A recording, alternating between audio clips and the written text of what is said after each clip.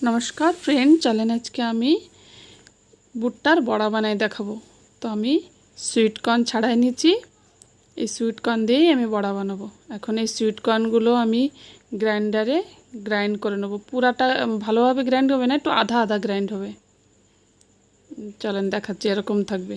জল দেওয়ার দরকার নেই, বিলকুল জল দেবেন না, জল দিলে পাতলা হয়ে যাবে, ভালো হবে না।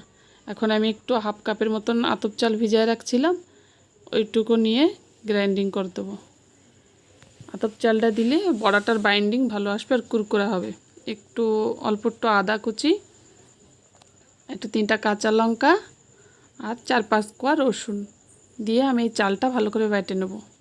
জল যত কম ইউজ করবেন বড়াটা অত ভালো হবে। তো আমি এটা ভালো করে মিক্স করে নিচ্ছি, চাল বাটা আর ভুট্টা। সুইট কর্নটা নিলে ভালো টেস্ট আসে। এখন আমি একটু পেঁয়াজ কুচি দিচ্ছি আর একটু কারি পাতা দেব, আর ওর ভিতরে একটু হালকা লবণ আর একটু সামান্য হলুদ গুঁড়ো দেব আর একটু লঙ্কার গুঁড়ো।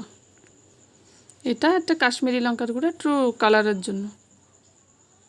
এখন আমি ভালো করে মিক্স করে রাখছি। কড়াইতে তেল গরম করে দিচ্ছি। এখানে একটু চ্যাপটা চ্যাপটা শেপ দিয়ে আমি শ্যালো ফ্রাই করে নেব বড়াগুলো। দেখেন এইভাবে হাতে চেপে চেপে সবটা বড়া করে নেব। যে আমি বড়া এইভাবে করে নিলাম। এখন এটা একটু উল্টায় দেবো,